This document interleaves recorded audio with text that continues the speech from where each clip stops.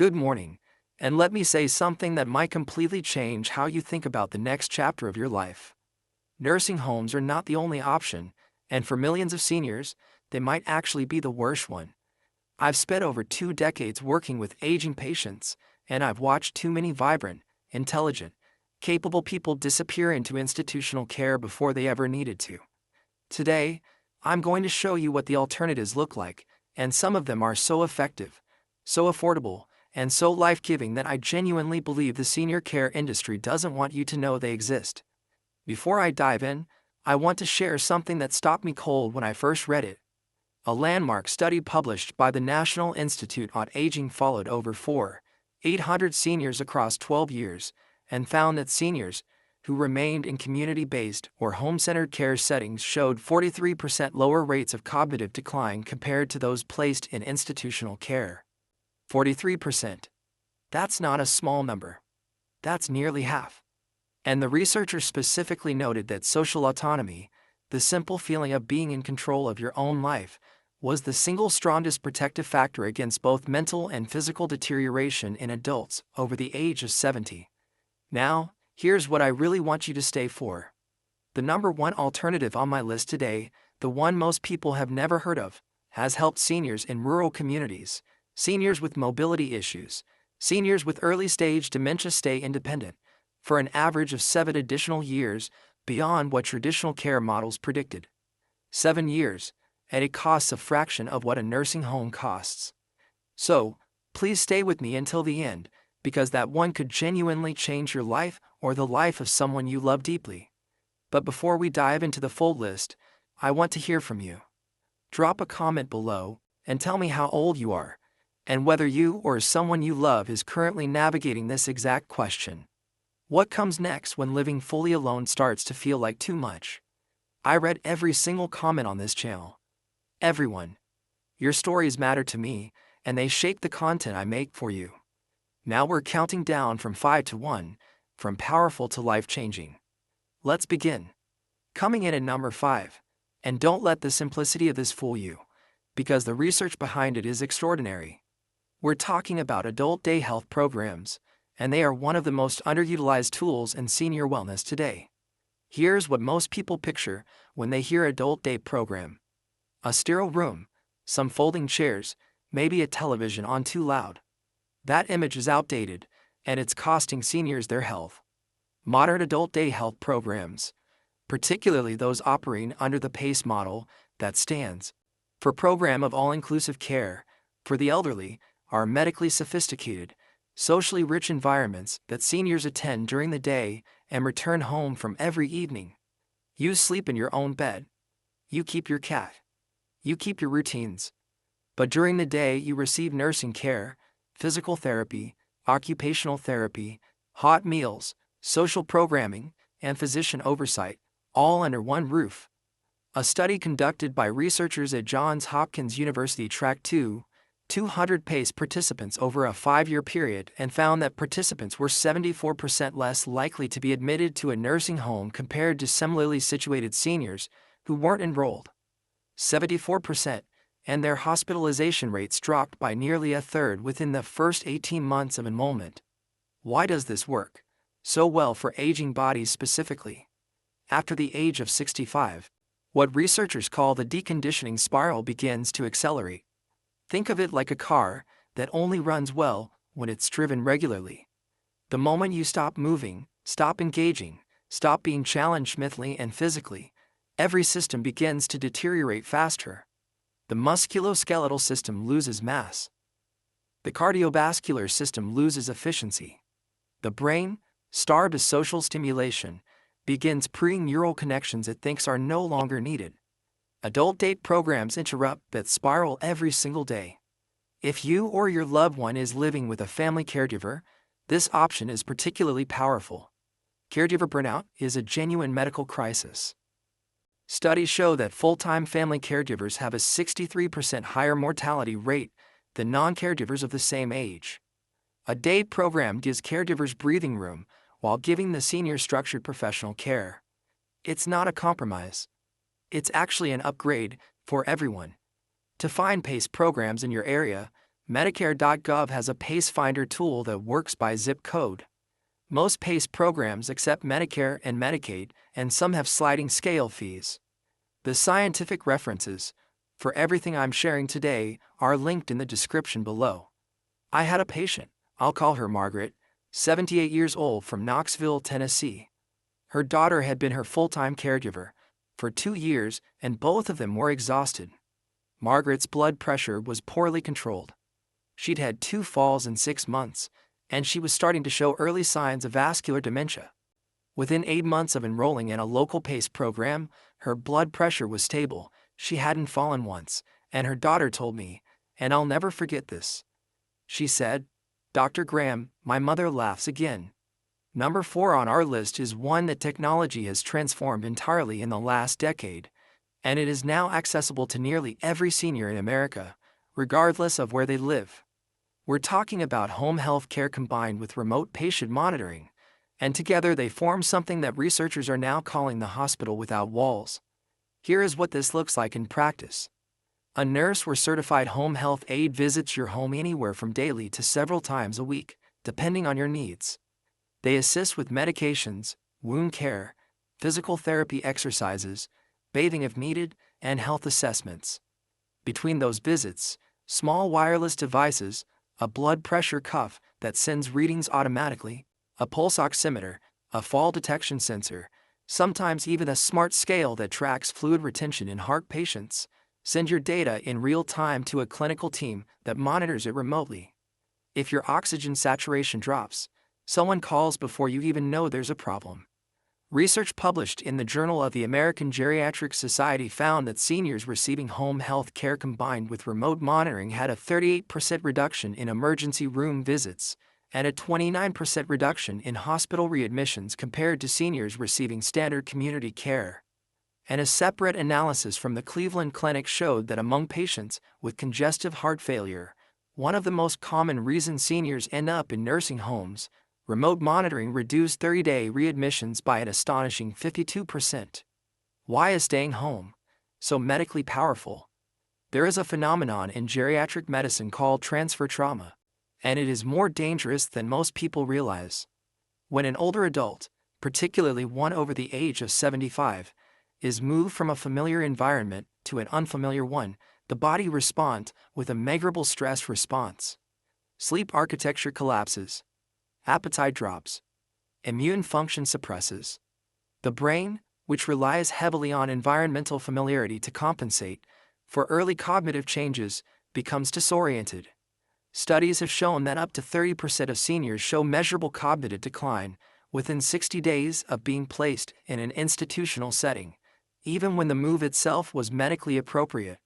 Home health care eliminates transfer trauma entirely.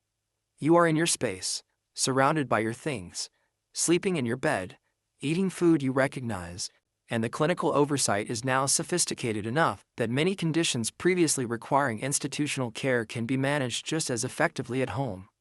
The practical starting point here is a physician's referral. Medicare Part A covers home health care when a doctor certifies it as medically necessary. The criteria are broader than most people realize. If you have recently been hospitalized, have a chronic condition requiring skilled nursing oversight, or have functional limitations affecting daily activities, you likely qualify. Ask your doctor directly, "Am I eligible for home health services under Medicare?" I think of Robert, 81, from Baton Rouge, Louisiana. Robert had advanced COPD, and his pulmonologist had told his family they should begin looking at long-term care facilities.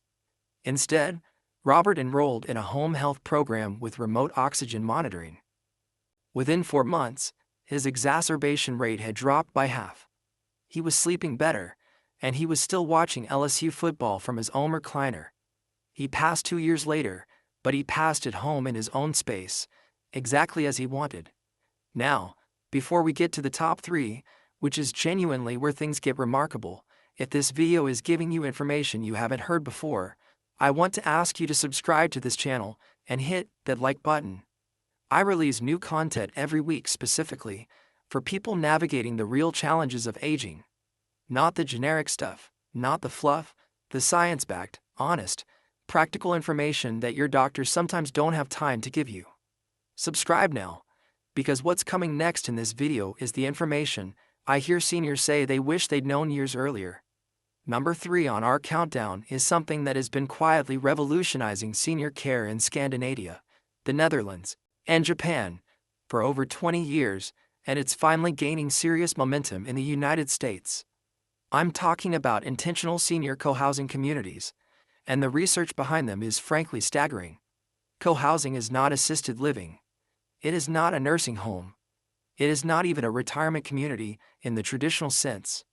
Co-housing is a model where a small group of seniors, typically between 8 and 30 households, design and share a living environment where private homes or apartments are clustered around shared common spaces. Everyone has their own private residence, their own front door, their own independence, but they also share a common house with a kitchen, living areas, gardens, and workshops. Neighbors share meals several times a week if they choose. They check in on each other. They share skills. One person drives, another manages the garden, another is a retired nurse who helps neighbors understand their medications. A 15-year longitudinal study conducted by the Danish Institute for Local and Regional Government Research followed 400 seniors in co-housing communities and found that residents had a 35% lower rate of depression, a 28% lower rate of hospitalizations, and lived an average of 2.4 years longer than age-matched peers in conventional housing. 2.5 additional years of life from choosing your neighbors. The mechanism here is profound, and it connects to what loneliness does to the aging body at a cellular level. Researchers at Brigham Young University analyzed data from 148 studies involving over 300 participants and concluded that social isolation increases mortality risk by 29%, comparable to smoking 15 cigarettes a day. After the age of 70, when spouses pass, when driving becomes difficult, when children live in other cities, isolation becomes the default for millions of seniors. Co-housing is a structural solution to a structural problem. Think of your immune system after 70 like a fire station with a shrinking crew. Social connection, real, daily, spontaneous human contact. It's one of the only forces we know of that keeps that crew staffed and alert. When you're isolated, the crew dwindles and inflammatory markers rise. C-reactive protein, interleukin-6, tumor necrosis factor. These inflammatory signals, chronically elevated, accelerate cardiovascular disease, cognitive decline, and cancer progression. Co-housing suppresses them naturally just by putting people near each other. In the United States, the Elder Co-housing Network and the Co-housing Association of America maintain directories of existing and forming communities across the country. Some are faith-based, some are LGBTQ affirming, some are designed specifically for seniors with shared hobbies like music or farming. The financial models vary. Some are rental, some involve purchasing a unit, but virtually all of them cost significantly less than assisted living while delivering significantly better health outcomes. I want you to think about Eleanor, 74, from Burlington, Vermont. Eleanor had been widowed for 3 years and was slowly withdrawing from life, skipping meals, not sleeping, canceling doctor appointments. Her daughter, who lived 4 states away, was terrified. Eleanor moved into a senior co-housing community 18 months ago. Today, she coordinates a weekly dinner for 14 neighbors, has lost 11 lb without trying, and told me her blood pressure medication has been reduced because her numbers are consistently better than they've been in a decade. She said something I think about often. I didn't know I was drowning until someone threw me a rope. We're at number 2 now, and this one tends to surprise people the most, not because it's exotic or expensive, but because it turns something most families see as a burden into one of the most powerful health interventions in modern geriatric medicine. I'm talking about structured multi-generational living.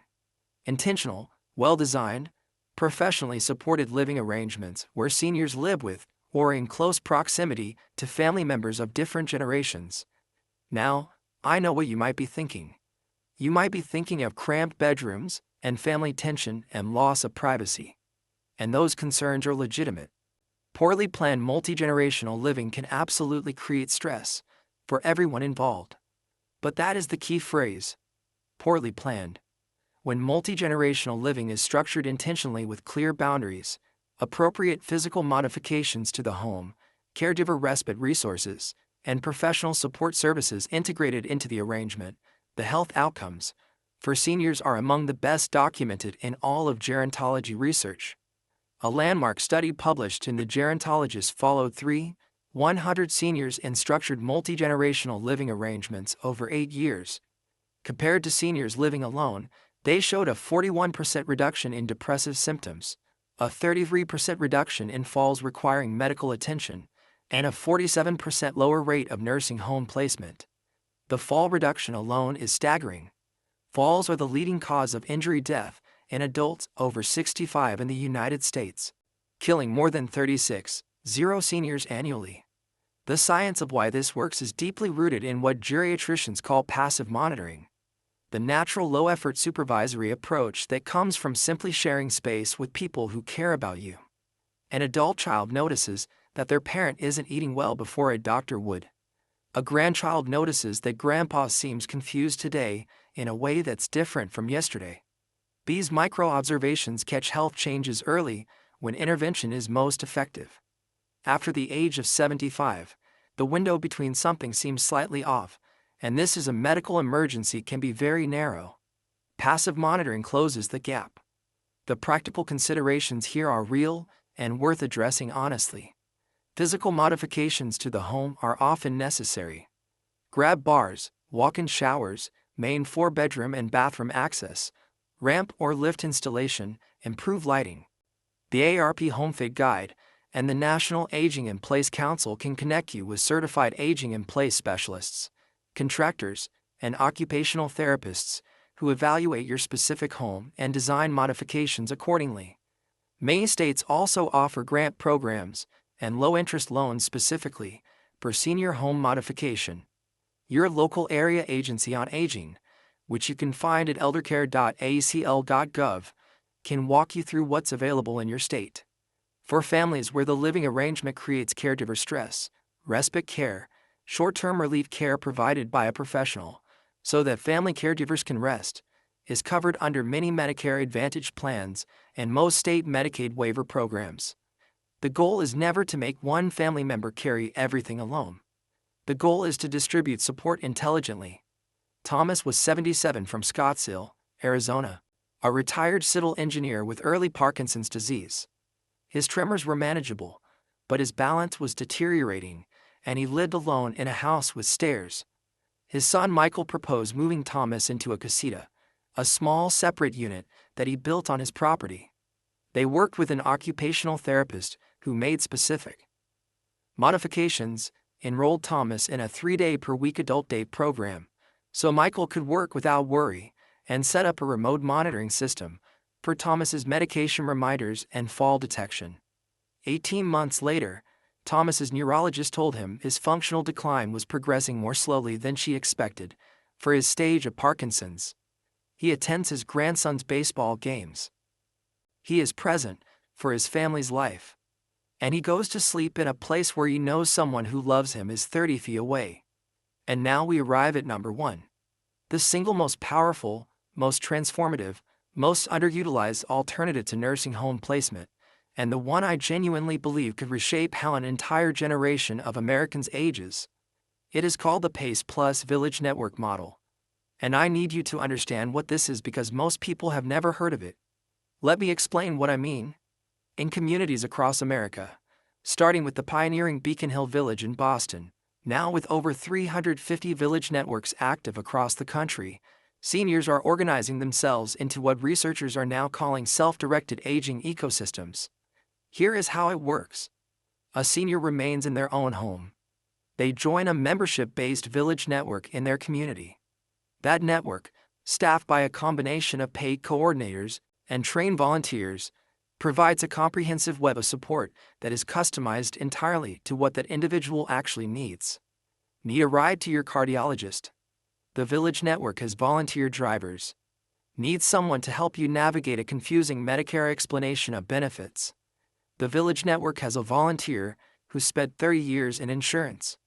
Need a handyman to install grab bars? The network has vetted contractors and negotiated rates.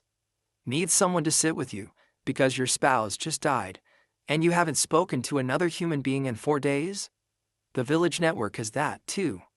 And when medical needs exceed what volunteers can provide, the best Village Networks are now integrated with PACE programs, home health agencies, and telehealth services, creating a seamless continuum that meets seniors exactly where they are, in their own homes, at every stage of their aging journey. A 6-year study published by the University of California, San Francisco's Institute for Health and Aging evaluated outcomes among 1,600 Village Network members across 11 states. Compared to non-member seniors of similar age and health status, Village members showed a 51% reduction in nursing home placement, a 44% reduction in emergency department visits, and reported significantly higher scores on validated measures of purpose, belonging, and life satisfaction. 51% reduction in nursing home placement from a membership that costs many villages between $500 and $1,200 per year, less than 4 days in a skilled nursing facility. Why is this the most powerful model? Because it addresses what I call the 4 pillars of aging in place failure. The 4 reasons seniors end up in institutional care before they medically need to. Those 4 pillars are transportation loss, social isolation, home safety deterioration, and health system navigation difficulty. Village networks address all 4 simultaneously, proactively, and on the senior's own terms. They treat seniors not as patients to be managed, but as community members with wisdom, skills, and agency to contribute. After the age of 80, what researchers at Harvard Medical School have described as functional reserve, the body's buffer capacity against illness and stress, decreases sharply. Think of it like a savings account. Every stressor, a hospitalization, a loss, a fall, a move, makes a withdrawal. Village networks make daily deposits into that account. Small ones mostly. A friendly face, a reliable ride, a problem solved before it became a crisis. But compounded over months and years, those deposits mean the difference between a savings account that's depleted at 83 and one that still has reserves at 91. The Village to Village Network, their website is vtdnetwork.org, maintains a directory of all active village networks across the United States. You can search by zip code. And if there isn't one in your community, their resources also include a guide for starting one. Some of the most successful village networks were started by a single retired person with a phone and a folding table at a library. This is genuinely something communities can build for themselves. I want to tell you about Dorothy. Dorothy is 84 years old from Eugene, Oregon. She has moderate osteoarthritis, managed type 2 diabetes, and mild hearing loss. 3 years ago, her family was in serious conversations about memory care placement, not because Dorothy's cognition was severely impaired, but because she had stopped driving, had stopped leaving the house, had stopped eating properly, and had fallen twice in 2 months. Her daughter found their local village network through a social worker. Dorothy joined. Within 6 months, Dorothy had a volunteer grocery shopper, a weekly walking buddy, a monthly book club through the village, and a volunteer tax preparer who caught an error that saved her $800. Her nutrition improved, her activity improved, her A1C, that's the marker for blood sugar control and diabetes, dropped from 8.1 to 6.9. Her last fall was 2.5 years ago. Last month, Dorothy started volunteering herself for the Village Network, driving other members to appointments 2 mornings a week. She told me, "I spent so long thinking I was the one who needed help. Now I'm the help." That is what independence looks like at 84. That is what we are fighting for. Here is what I need you to hear as clearly as I can say it. The decision about where and how to spend the later years of your life is one of the most consequential decisions a human being makes. For your health, your joy, your sense of self, your length of life itself. And for too long, that decision has been presented as a binary. Either you manage entirely on your own, or you go to a facility. That binary is false. It has always been false. And the 5 alternatives I've shared with you today, adult day health programs, home health with remote monitoring, senior co-housing, structured multi-generational living, and village networks prove that it is false with decades of data and thousands of human stories behind them. It is never too late to choose a different path. It is never too late to find community. It is never too late to design a life that is genuinely yours, supported, safe, connected, and on your own terms. The research is clear. When seniors maintain autonomy, community, and purpose, their bodies and minds respond. Inflammation drops, cognition stabilizes, hearts beat stronger, people laugh more, people live longer, not because of a miracle drug, but because of dignity. Your independence is worth fighting for. Your quality of life is worth fighting for. And I promise you, the tools to protect both of them are more available, more affordable, and more powerful than most people ever told you. If you found today's video helpful, please subscribe to this channel. I create content like this every week because I believe you deserve accurate, actionable information delivered with the respect you've earned. Hit the like button so this video reaches other seniors and families who need it. All the scientific references cited today are linked in the description below. And now, I want to hear from you. Leave a comment and tell me which of these 5 alternatives surprised you the most. Or if you or someone you love has already tried one of these approaches, I want to hear how it went. Your story might be exactly what another viewer needs to read today. I'll be in the comments. I'll see you there.